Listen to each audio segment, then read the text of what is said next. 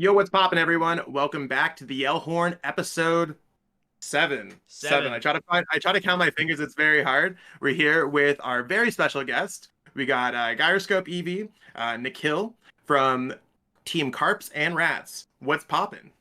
Not too much. Kind of chilling out after this long past weekend with our showdown, but I'm doing all right. How are you guys doing? Doing good, man. I mean, I'm Chilling. doing pretty good. It's snowy up here in Canada. I know we were talking about it a little bit beforehand. I know Yeah. you're dealing with some snow down there too. And I mean, Maddie lives in I think there's like cannibals out where Maddie lives and stuff like that, and Yeah. mountain trolls and stuff in New Hampshire. You know what we're talking about. We are mountain trolls up here. Literally, The Hills Have Eyes has probably been filmed there. Actually, Like, I think like The Shining. If you ever watched The Shining, I think that was filmed up here.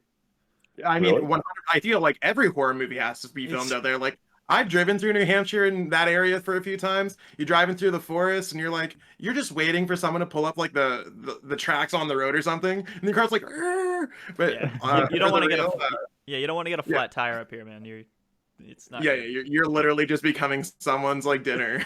That's the end of it. That's Oh. the end of your life. It's like, oh, okay. Oh my God. Exactly. It's like life or death, So- knowing how to change a tire. Yeah. Okay. Sorry. Not to get too off track too early. So for everyone who's watching the podcast this week, we really want to talk about who are the Karps and the Rats. I know we've seen them popping up on Twitter. Maybe some of y'all know about them, and you're like, Zach, how are you so tone deaf? Maybe you don't know about them, and you're like, who the heck is this dude? Who are they? What is a rat? What is a carp? I mean, that's cool.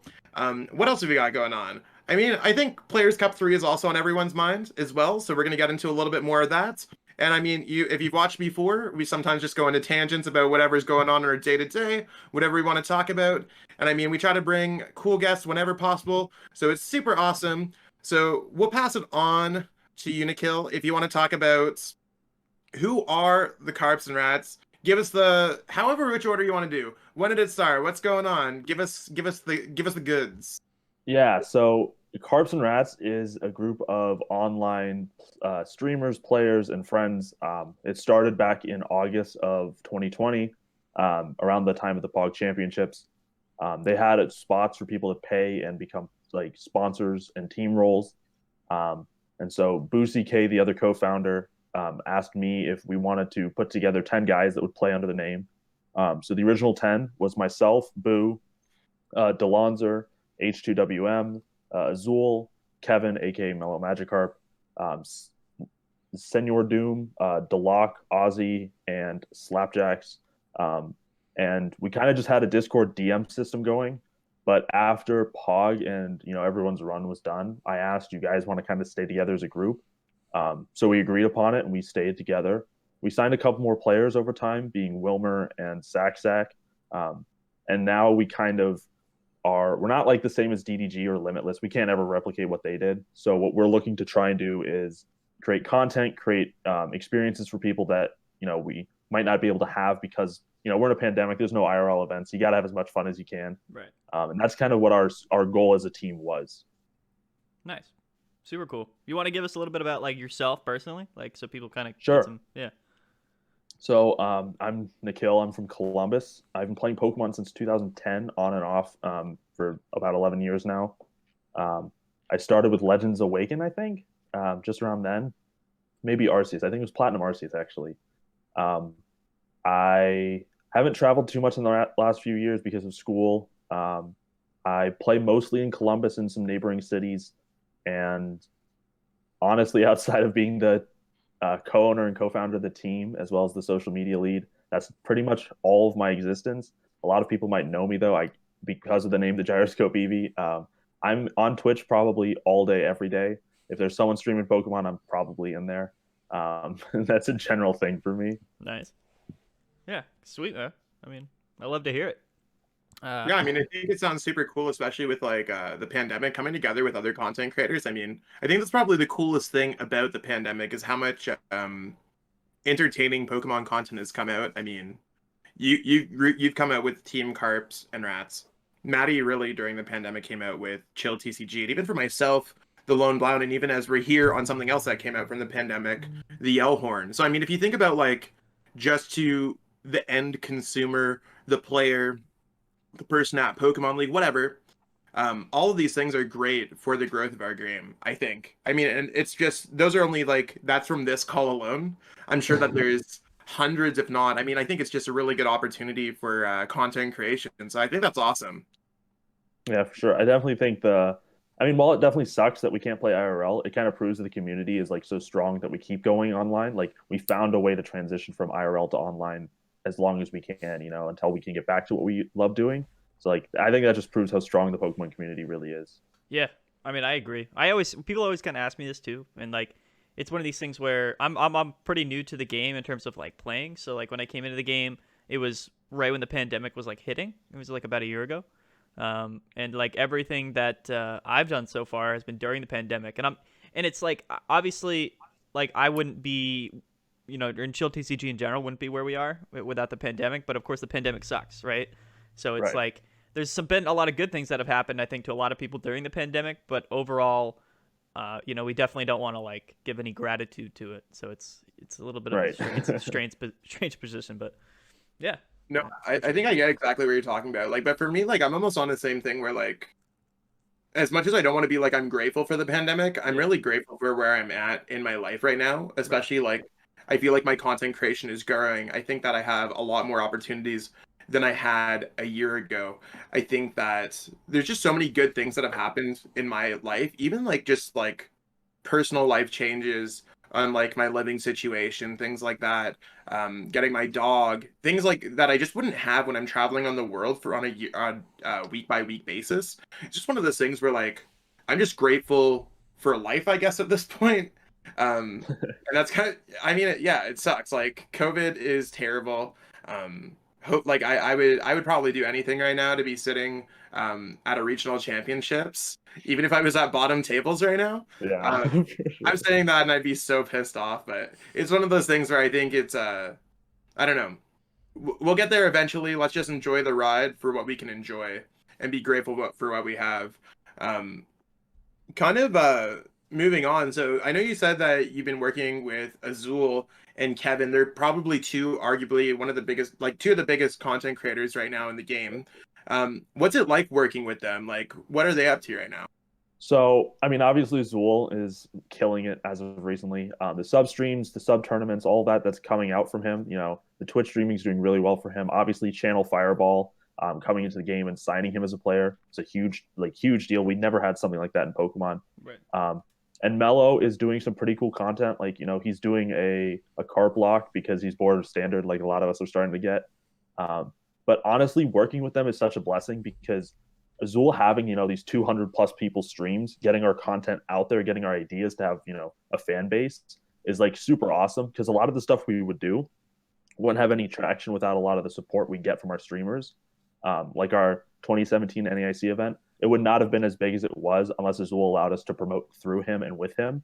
And it's super awesome that he lets us do that. Yeah, for sure. I mean, and it's funny because I've worked with Azul a bit too because I know he does some casting for us with some of our GG Tour events, which is sort of like a separate deal. But it's always great to have him on. Like from what I've talked to him and worked with him, he's a great guy. And same with Kevin as well. Just a great collection of people and great players too. They're definitely good. Yeah, very good player. Yeah. Like sitting on calls with him when we play the team showdowns, you can't understate how good of a player he is because he's so knowledgeable in so many ways you just never be able to expect. It's kind of crazy. Like I didn't know that a knowledge of a game like this could go that high, but it does, and he's evidence of that. Yeah, man. I know Pokemon's crazy because I think it's such a casual centric just sort of franchise in general, right? But whenever sort of the game turns competitive, there's always going to be those people who just take it to the next level. And I've had the privilege of knowing some crazy high level players as well. It's a different world out there, man. It's a different world. Yeah, I mean, I've been around for a while. I've actually been on a couple teams with Azul. I was on Azul when he was on the DDG. I was on Yep. Azul at our failed project of Carta Magica. That was super fun. I mean, it sucks that I've had a couple of those failures and falling outs with Azul like from the teams. But I mean, it's one of those things where looking like as another player who's seen some success, it's really inspiring to see how much Azul has done from the game, especially if I look at it from a content creation aspect. I'm like, Azul's right there. I can like he's the dream in Pokemon. I mean, if you think about like content creation in general, there's not too many people that you could think of who aren't Azul or like Tricky Jim. I mean, Right. if I could think of two, those would be my two. And just like looking at how Azul is, because Azul, like Mahone, not to say that he stopped being like a pro player kind of thing, but he kind of became like a community ambassador role. Whereas I Right. still feel Azul still embodies the pro player. So I mean, I definitely try to channel a lot of my energy, similar to Azul. It's definitely someone to look up to in the game. So I mean, obviously, if you guys are watching this podcast, you probably have heard about Azul.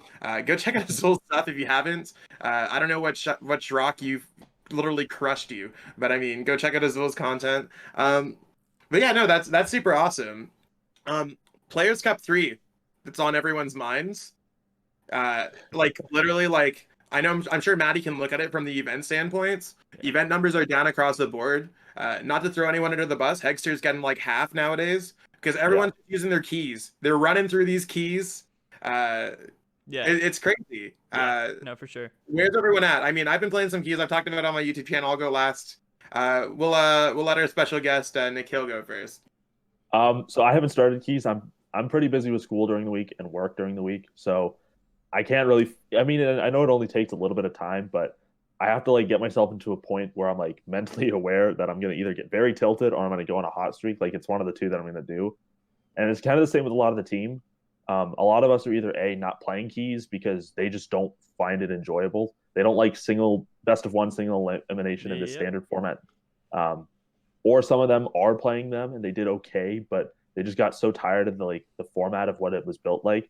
I mean, one of our players, Doom, just conceded the last 5 keys he had because he was so done with them. He was just like I'm just going to concede round 1 of all 5 of these keys. And I know people that are going for it and not, but I think whichever medium you pick to be in, it's as long as you put your best foot forward, it's fine. But I think I'm going to start my keys this weekend. That's okay. But That's yeah, fair. best of luck to you, man. I know so many people that and it's mainly of course the people that are taking it seriously, right? Players Cup Right. is sort of like a really big a really big event. There's a lot of eyes onto it. You can have your gripes with the qualification period, and I've said a lot about it. I wish they kind of did something a little bit different with it. But for the people that are taking sort of qualifying for the Players Cup seriously, a lot of those people are probably going to get very tilted because there's just so much involved with it that is out of your control.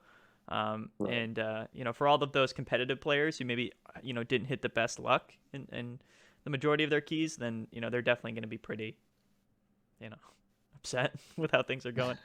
I know for Yeah. me, my luck was pretty bad, but it's not the end of the world for me. You know what I mean? Like I'm not like, you know what I mean? I'm not like super competitive when it comes to playing. So I Right. understand, but and I know trust me, man. I wish you the best of luck because it's. Yeah. The last time I started, I got like 3 wins in a row, and then it went swiftly downhill from there. And that was kind of like my cutoff point. I was like, all right, I'm done with these. Yeah, I hear you. For me, I've been playing through some keys. I mean, I think I haven't even hit 20 keys used yet. And I've taken a break from Players Cup keys. Not a break from the game, because I mean, at the time of filming, we're filming this on a Wednesday. I'm going to play in the Chill TCG event tonight. Hopefully, when this goes up, either later tonight or tomorrow, you guys are like, yeah, Zach's the champion. I can only hope. But in all seriousness, it's one of those things where I started off pretty well. I was on like over a 3 rep ratio. And then my last like 4 events really are killing my vibe. So I'm doing like fairly well, and I'm well on track to be like qualified for the event. But I think I put a lot of unneeded pressure on myself. Like I'm coming off of the champion from the last event. So even just like qualifying for this event is going to be incredibly difficult. Yeah. It seems like there's a lot of players that are just kind of gunning for it nowadays. And I mean, it might just be rumors, or it might just be a few select that slipped through the cracks. There's also the seniors that got some of the keys, which I mean, that's a gigantic yikes. I'm sure whoever granted keys out at Pokemon, or however they did it, someone's might be getting fired, someone's getting a talk to at the manager, right? Like that's the way that I look at it. Like if you screw up like that, it's a yikes. Because I've had a friend, they're like, that person's a senior, I lost to them, I'm so upset. And they're just like, I get it, because this game is like, right now, best of 1 standard is not my favorite formats. And that's the nicest way I'll put it. I think best of 3 is not even bad. Like, if you look at our format, like, there's a diverse amount of decks. Yeah. There's a lot of things going on. Formats, it's a little bit swingy. It's decided by the first few turns. However, there's a lot of players who continuously see success in standard over and over again, especially as our numbers for online events before the Players Cup 3 were reaching Right. peak. I think everyone's just using their keys right now. Give it a couple weeks, give it until after the qualifiers are over, and then our numbers are either going to shoot, they're probably going to shoot back up, especially as Battle Yeah. Styles and Shining Fates comes out. But yep, I'm just basically taking a couple days, maybe a week off of Players Cup keys.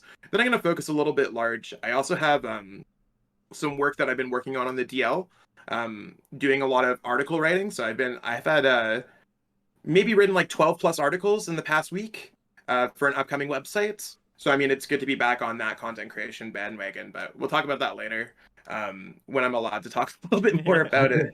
So, what are your strats going into it? Because I mean, like, are you going to be like a set amount of keys per day? Do you have any ideas for decks that you want to play? Yeah, so what I did last time was I kind of was like, well, there's going to be a lot of ADP in this. So I ran my first 10 keys with Torkoal, Hammer, Firebox. I won half of those and I got like top 4 the other 4. So I was like decently proud of the like performance of the deck. But I like the idea of running all 50 with the same deck that you just feel really comfortable in. So I think what I'll do is I'll find a deck that I am comfortable in and I'll kind of just start running it. And then if at a point I feel myself getting tilted, because I do get that tilted quite often, I'll stop. And I think I'll limit myself to 3 keys a day, if at that most, because that's the amount that I think that I can handle before I start getting annoyed. And I think that's an amount that I can slowly get through each day until, the deadline. Yeah, I think that's a smart idea. Fair. Yeah, for sure. It's one of those things like, right, if you're winning, like if you win like 3 in a row, then maybe you play a 4th, right? You just try to Right. keep it going. But it's yeah, you definitely, like if you're on tilt and you're just kind of getting bodied a few times in a row, you definitely don't want to like force it, right? And play in a Yeah. bad mental state. That's something I've learned over the years is like when you're not in a good spot, you're not going to make the right plays. You're going to like be kind of in a cloud, so you're not going to be making correct plays, and that's just never right. So I'd rather like take the time and just like get back to doing something else, take a break, then come back to it, then force my way through 5 keys a day or something. For sure, man. For sure. I think that sounds like a pretty fair strategy. I mean, there's other people who are using other strategies. I don't know if you guys saw Pablo Tablemon, Yeah, 50 different decks. Like we're here in 2021. Pablo's like not even like 3021. He's like 4021. it's like every key different. I Yeah, like yeah, that. like what are your guys' thoughts on that, Maddie? I saw you played Orbital. I know you're the Orbital guy. Listen, I think it's cool. Like I know again, like I said, a lot of people take Players Cup seriously, but the qualification period and most of it, it's like I don't know. I don't feel like it's a format and a structure that you should really take too seriously. Like you should take it with a grain of salt. And for somebody like Pablo who makes content, I think it's a great idea what he's doing. I don't think someone like him really So okay, I'm gonna stop you there. I get it from a content creation standpoint where you have Pablo, one of the bigger content creators in the game. Look at it from Pablo, the competitive player, Pablo who's made top cut at Worlds. What do you think about the strategy of that now? Do you think that this is something that's a meme? Do you think this is just like a publicity stunt? Yeah. And I mean, if Pablo's listening to this, I mean, shout outs to Pablo. Thanks for watching. For sure. We take every single view and we cash that in the bank. Bringing it back but, up. No, yeah, yeah. exactly. So I like, don't know. It's just one of those things. Like, yeah, I mean personally, like, no, I don't. If you're trying to qualify and win the whole thing, no, I wouldn't play like Orbital in like a different deck every tournament. But to the same effect, like I don't think like people should be like, oh, like Pablo didn't qualify, like he sucks. Like that's not something at all that I think is Right. should be on anybody's plate, right? So I think people can take it like however they want to. You know what I'm saying? So Pablo, everybody knows he's a great player. I think if he really wanted to qualify, he could, but I just don't feel like. do you think he is going to qualify? Like, what are your bets on it? He's doing 50. I I think think he Yeah, could, man. I think he could. No, but not. Do you think he could? Like, if you were to give it like a yes, no. I would say yes. I would say yes. I'd say yeah. I think he can get. Yeah. I'm fairly confident because playing a random deck like Excadrill, attacking Excadrill for example, and out of 8 decks, the odds of there being just 7 ADPs, it is likely, but it's not as likely as like playing it in a major tournament with 200 players, right? Yeah. Like I think he's taking that into consideration that the metagame of each tournament will be at most 7 different decks I'm playing against. So like I think he has some argument like he can do this, but it's definitely not going to be easy. That's for sure. Right. I'm gonna go with no. I'm gonna say that I don't think that there's 50 decks that are remotely viable in this game. And I mean, if it's like the different decks are like Eternatus with hammers, Eternatus without hammers, Poison Eternatus with hammers, I take that back. I don't know what his Right. full plan is, but if Like, it's like Orbeetle and then he's starting to play like Grimmsnarl VMAX, I don't think that there's any way that these that's the souped up theme deck kind of VMAX cards right. are going to be able to take him all the way. I mean, yeah, I think Pablo's the type of person that could probably win an event with Excadrill. I mean, I think a lot of people could win an event with Right. Excadrill, to be honest. I mean, you head into an Eternatus, you head into a Pika, and especially the players who are playing in the Players Cup, and on average, I'd say that they're average or below average at the Players Cup, Yeah. and that's what makes it more difficult because the plays are more baseless. So I mean, if you're an Eternatus player and you run into a Colossal, of course you're going to be upset. So I mean, I think that's certainly a way for Pablo to advance. But I mean, if it's like 50 like fairly different decks, like I'm fine with Eternatus and then Poison Eternatus because those are different cores enough. But if they're like pretty different, like a Green Zard, and then things like that, and it goes like down the rabbit hole of these Right. weird decks that you've seen on Limitless at the bottom tables, I don't think so. I don't know what it's like to qualify. Because I mean, Pablo still falls under Latin America, so maybe like Right. maybe that might be a blessing. I don't know how hard it is to qualify in Latin America with the keys, right? Right. I don't know. Does anyone here know? Like, do you either guys know how it finished last time for them? I don't know I know Oceania is like a lot easier than the Yeah. US, but I'm fairly certain LATAM's, I think it is definitely easier than the US and Europe because it is a smaller region, but I don't actually know the exact Yeah, I don't numbers. know what the numbers is. I think ours was like it was either 87 or 89 Yeah, last it was time. like So high if anyone's 80s. trying to qualify, I mean, try to shoot for that. I think it's either going to be the range of -10 to +10. So 100 would be a very safe line if anyone's watching for North Yeah. America calls. I Yeah. think 100 is more than safe, Zach. I brought this up to somebody recently, and this is a bit of a tangent, but like you were mentioning earlier about how some of the seniors and the younger players got keys. Yeah. And what that's gonna do, and if I can explain it a little bit, Hey, go for it. it's gonna drop that threshold down for qualifying because a lot of the people who are not masters players, they're gonna play their keys, they're gonna get enough points to qualify, but they're not gonna be able to play, right? So, like say out of 256, right? Is that how many make it out of North Yeah, America? 256 in North America. Everywhere is 256 except Oceania is 128. Right. Okay. So let's say like 30 or like even like let's just say like 50 Yeah, let's people. say that there's like, yeah, sure. Go So with 10% kids. right. So if you're right. So if that was the case, then they can't qualify. So you just eliminate all of those players, and then it's the top however many people below that 256 threshold, which is going to overall drop the total amount of points needed to qualify. And to your point, I think more people might be playing in Players Cup 3 than Players Cup 2. That makes sense. But based off what I just said, I feel like 100 should definitely be safe. If last time it was like 80 So something. So the thing that sucks about it is the way that they handled people who incorrectly qualified. And I mean, I don't know if there was any seniors who played or any seniors that made it look like they were seniors. I don't think any seniors qualified on a senior account last time. I think that's something that's new for the Players Cup 3. yeah. I'm sure there's seniors who are playing on their parents' accounts for sure. Stuff like that. People are always going to find a way around the system. I mean, even I know people like to talk about Kappa Hab, not to throw Kappa Hab under the bus. Kappa Habs from Korea thought that if you could sign up for a US account, that you could play for the NA qualifiers. I mean, that's a reasonable idea, especially coming from someone who's a little bit younger. But that's one of those things where they're going to get filtered out. How they filter those people out in the past is they gave buys to the top players. Yeah. So So they didn't even qualify 256. those did not qualify. Yeah. They just gave buys to, I think, the Yeah, top 20 or so players. Yeah. That's That's what tough. really worries me. I mean, I would very much like to get into the top 10 to 20 players this time because the buy there is huge. Again, if anyone doesn't know about the structure for the Players Cup 2 or after you get through the qualifier stage, when you get to your zone's bracket, you're playing like anywhere between 5 to 8 rounds, depending on when you lose in the winners or losers bracket. And you have to go pretty much X and O to X and 1 to advance on to the next weekend, where you're playing anywhere between 3 to 5 or 3 to 6 rounds again. So I mean, it's a bit of a grind. So getting a buy is super huge. Also, it makes Oceania. I would much rather play in Oceania Yeah. Right. if I could. 100%.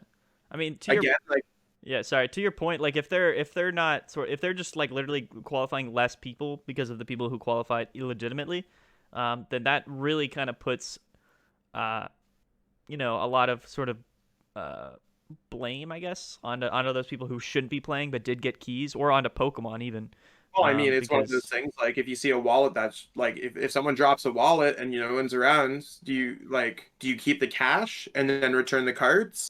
I I don't don't know. I Like, don't think that's it's one of those things where like, is it I don't think you morally take their cash, like? Zach. I don't think No, that's I'm not trying to say that you take the cash. I'm just saying for like yeah. I know people Pokemon would gave though. these kids keys. Yeah. I don't think that since they're not adults, I can't blame them on making the correct decision or not. Yeah. I mean, Right. I definitely made a lot of poor decisions in my life as an adult. I can only imagine that I've made a few poor decisions when I was like 12 years old.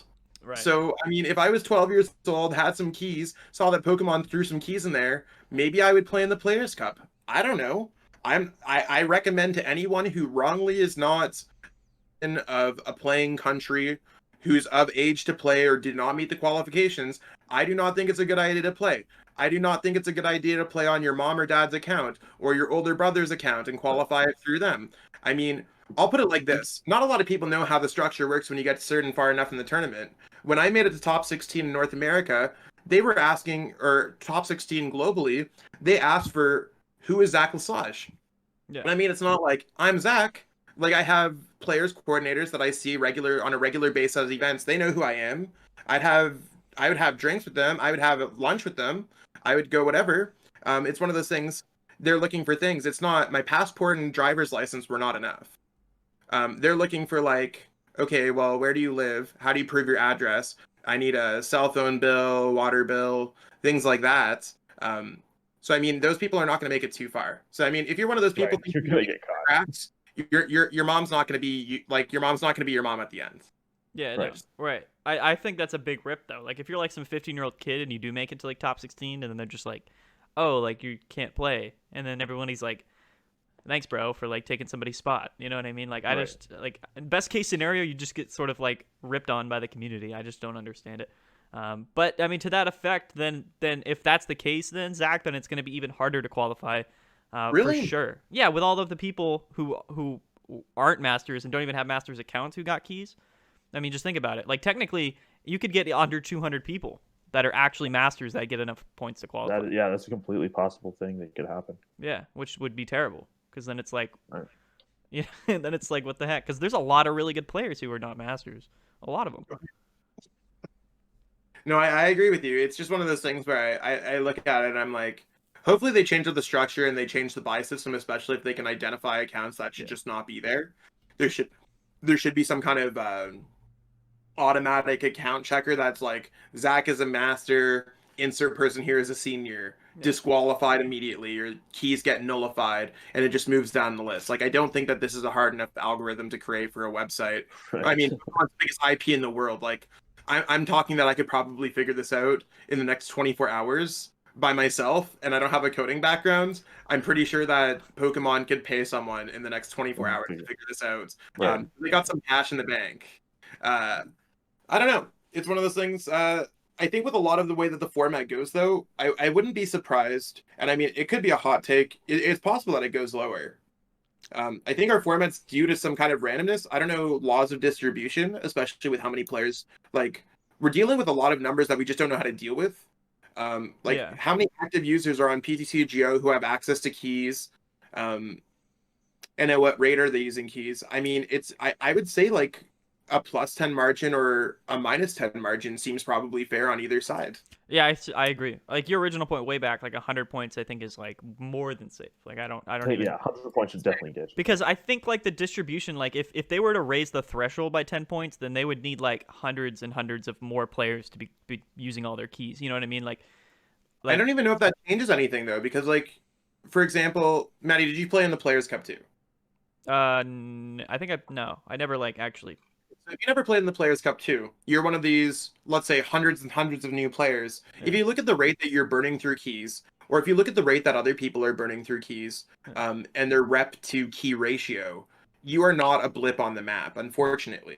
No, right? yeah. So I'm just saying, like, if you have all these people, it's quite possible that players who had it last time are just below. I mean, I don't know exactly how it works out. I'm sure there has to be some kind of pyramid structure of people playing Right. keys on average, but I Right. mean, Well, the I thing don't I is, don't know what type of formula goes into creating a Players Cup 3 structure. I don't even know if Pokemon knows that. It feels like we're playing in the Wild West out here. Do you well, think they like, sat down and talked to like a mathematician? We're like, oh, here's what the average player should get rep per keys. In order to make top 256, they think that this is going to be the rep per keys, and that's how they designed a system where they're like 50 keys free for all, bang well, bang, gang gang. yeah. Like, what? Well, that's how it goes. I think. I don't think you can kind of figure out that distribution until you get a total amount of people who have played, right? Like, I think you. I don't think you can do that math ahead of time.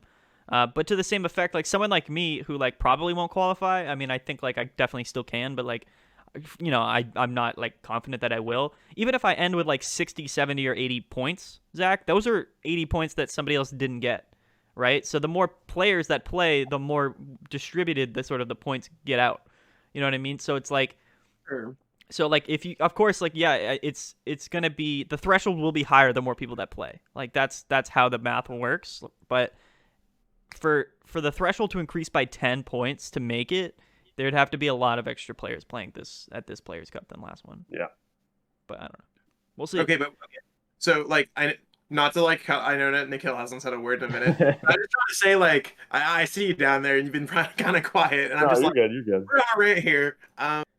Maddie, what I'm trying to say is I feel like I'm not in control of my games as much as I want to be. I Definitely am not. sitting here as I an agree. Eternated player, and I'm like, cool. I hit a Colossal, or cool. My opponent just like went ADP Mawile, ripped my hand to like garbage, and then Right. oh wait, my opponent plays a second Mawile, and then they play Crushing Hammers, and I'm just like, cool. So I feel like my distribution might be lower than last time, or it might be like I mean at this rate it could be higher than last time because I still haven't even gone through half. Like I don't even have an accurate representation of what mine should be. I don't know. It's just one of those things where. What do you guys feel like? Do you feel like the average player is maybe gaining more keys from a system like this? Like, did you guys see the thing that Celio's posted Which one? uh, No. about a week ago? Celio's network, Luke Morsa, posted something from. It was a snippet from an interview from Pokemon, and they said after Black and White, we're kind of dumbing the game down a little bit. Like the TLDR is that they're dumbing the game down a little bit, Right. and the goal is to make it easier for new players to be able to take out top players. So they want effects to be off these large cards that are easy to set up, or crushing hammers, or flipping coins, things that add an element where There's no skill to it. skill is devoid. Right. Well, Um, I think they've succeeded for the most part in what you just said. They definitely have. But They 100% have. but I mean, they're never like, the thing is like, there's just so much involved where like, yeah, even if the game is like half the time, you just need to draw well or go up against a deck that you play like that has a good matchup. The other half is still going to be sequencing correctly and playing correctly, knowing the matchups and stuff like that. I mean, I don't know. I wouldn't be able to tell you like an exact percentage right now, but like in especially in a best of one format, the luck and sort of the factor of things that are out of your control is extremely high right now in the game. yeah. I mean, Yeah. I I mean, to go off the point where Zach said that they wanted to dumb the game down, they definitely have. Like, so I've got to play with the World's 2008 decks. I played Blissey Control against Guardy Gallade. Blissey Control is designed entirely to beat Guardy Gallade, and the matchup was still so bad that you could lose with Blissey to Guardy Gallade. Yeah. Pokemon has completely removed that. So I was fortunate enough after Nathaniel Kaplan at NAIC 2019 had his unfortunate prize penalty in top four. We went to dinner with him and we watched back the stream, and he was talking to us. He worked in game design at the time, and he was talking about how coin flips are so horrible for the game, and why cards like Custom Catcher are so healthy. Custom Catcher allows you to play two cards, not one. If Crushing Hammer was play two, get rid of an energy, it would be a lot more of a healthy card because at most you get two without resource managing or whatever, bringing them back. Hypnotoxic Laser, another one. Like coin flip for flip heads, and then your opponent doesn't get to attack next turn possibly. Like Pokemon has definitely made it so much so that luck is more of a factor now than skill is. Yeah. No, I agree. And people are gonna have their gripes about it. I mean, again, like Right. I don't know. Like it's such a strange topic, and I think the main, like, and I think everybody knows it, but the main culprit to that is like ADP to your point where like ADB can beat any deck. Like it doesn't matter. Yeah. You can win. Like all you have to do is draw the right cards, or like just you know what I mean? Like Slightly better than your opponent. You just yeah. go, oh, cool, I used Intrepid Sword and got 2 energies. Yeehaw! Well, like Like, okay, I'll give you a scenario. I was playing a Players Cup match. I think Zach might have been watching me play, or he was on call with me while I was playing. And I was in like the finals. I was playing Luke Metal, which typically has a pretty good matchup on ADP, I would say, like a more than the other way around. My opponent, like, I'm just trying to remember exactly, but I know he played a Water Energy on ADP. Played like Saucer one onto Zacian on the bench. Researched out his hand, found another Saucer, found an E-Switch, and then detonate out, right? Drew 6 more cards or whatever, found another E-Switch and another Saucer, and just got like 3 energies on ADP. Just by literally just playing cards that were just coming into his hand. Like it's just like a simulator. It's just like, oh, let me play this, let me draw this, let me play this, let me play that. You know what I mean? And then it's like I lost because it's like there's nothing I can do at that point, because he's taking 3 or 4 prize cards on his second turn, and I just don't have the firepower to keep up. But it's like I think ADP is like the main culprit when it comes to that. I mean, there's other decks that obviously benefit, but ADP can beat anything. And I don't even know if it's just ADP, because we put out a form a few weeks ago asking questions about the standard format, and a lot of the responses I was getting was just the situation that standard's been put in. A lot of events are best of 1, because who wants to play 9 rounds best of 3 and be up till 3 a.m. Right. And not only that, but the fact that we have a discard draw 7 supporter, a discard draw 6 Pokemon, and a draw until you have 6 Pokemon, all as both basic Pokemon and a draw supporter, is kind of ridiculous considering all of that. Plus, you get to play the 7 cards you start with in your hand. So, like, the format and the circumstances ADP is sitting in now is much worse than it was, when ADP came out in Cosmic Eclipse. Because ADP Keldeo was not as bad as ADP Zacian. But the fact you can discard your hand and draw 7 cards, and then Dedenne and Crobat, it just breaks the game wide open right now. It's absolutely gross, man. It's gross. I miss green checks, man. Bring back green. Like ADP, I remember, I wrote an article literally before Cosmic Eclipse goes, and I don't even know where I was. I mean, it was crazy. I put ADP as the 5th best card in Cosmic Eclipse. Like, I just put it as the 5th best card in Cosmic Eclipse. I don't even know what I put as number 1. I think it might have been like Mallow Lana or something like that. I thought Mallow Lana would have been just so much better or something like that. I put ADP as 5th. I was apparently like living under a rock, and here we are now.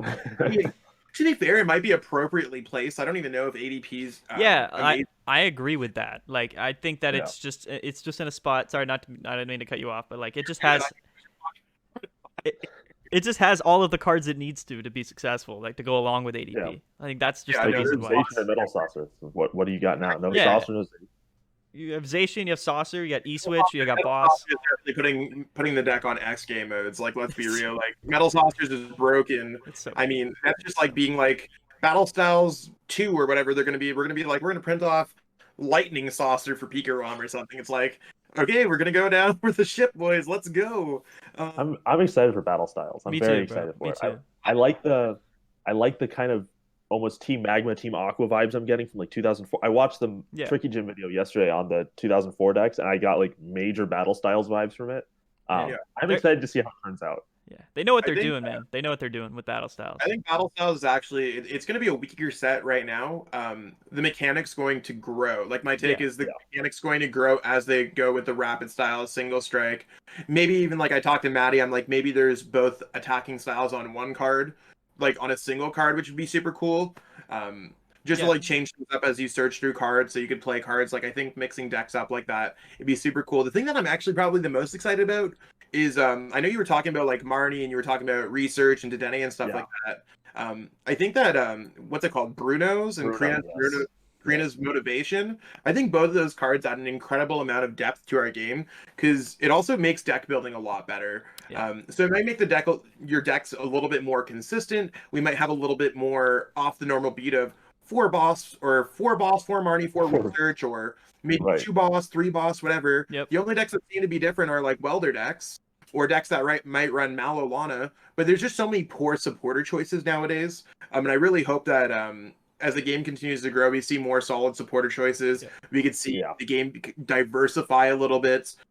Because if you ask me how to build a deck right now, I could probably give you like a 40 card skeleton that's going to fit in every single deck. Yeah. Quick balls and switch, and Yeah. the format's very much decided upon. And I mean, I think that's due to the pandemic and stuff like that. But yeah, I mean, we're here. Yeah, no, We're here. I mean, I- I think it's also a lack of cards. I think it's Yeah. such a limited card pool we're sitting in right now that like we have so few good draws. Like if we had Cynthia and I guess not Lily, but like Erica's, Tate and Liza, Copycat, those are all supporters that have a little more depth to them than just chuck your hand, draw 7. Right. And I think that would definitely increase the amount of variance in decks right now. But yeah, you're right. It's like a 40 card skeleton to like most decks. Yeah. Well, I mean, you said you played back in 2010. Like, I don't know if you like how much you played back in 2010, but when I was playing back then, I remember for like week 3 of States, they released the Toxicroak G fighting type promo. Yeah, I remember that. I was just like, my mind was blown. I was like, wow, the whole game flip flopped on its own by one single card being released. Yeah. Right? And I mean, we've seen a few promo cards come out here and there, and I mean, I'm excited by the forefront of these new V battle decks, I think they're called. Yeah, I yeah. think those are really They're cool. like the new Yeah. theme decks, yeah. So I like that they're introducing new cards like that. And I mean, while our promo selection is great for new players, I mean, when regionals start, you could be like, hey, I'm joining Pokemon, gonna go play at the regionals in Atlantic City. I'm gonna go to the local Walmart and buy my whole Eternatus deck from scratch. Buy 2 trainer kits, buy 4 of the Eternatus boxes. Let's go. Oh, wait, they even have the Crobat V bot or the Crobat V tin. You know what I'm saying? Like, you can kind of build your whole deck. Yeah. Promos are reprints. That's also, I think, is a huge issue with our formats. It's making the game easy to digest for new players. I mean, if you could even acquire these cards, because there's the whole Yeah, collectors, that's true. everything going on, and we could go. Scalpers, That's a bro. whole episode. We'll bring on someone. Uh, we'll bring on like Jake Paul or something for that one, or For sure. Logan Yeah. Paul. Logan Paul. Brandon. Logan... Dude, if we get Logan Paul on the podcast, bro, we're on a different world. A different level. I know him or something. Anyways, I don't know. I I actually think it's one of the things where there's just not enough new cards coming out in different ways, and especially like if we look at our set coming up, Shining Fates is our new set that's coming up. That's a waste set, unfortunately. Yeah. I mean, I don't necessarily know if it's as bad as it is, because there's some cool cards out of the 10 or 15 new cards that are coming out that are probably going to change a little bit of the metagame. But I mean, also with battle styles, I also don't think there's going to be too many decks. Like Vivid Voltage was also a pretty wasteful set, with a lot of it just being very basic attacking stuff. Yeah, so I mean, the thing that sucks is like Darkness Ablaze was such a pillar set, and then even Rebel Clash before that. Rebel Clash sucked. Darkness Ablaze pillar set. Vivid Voltage sucked.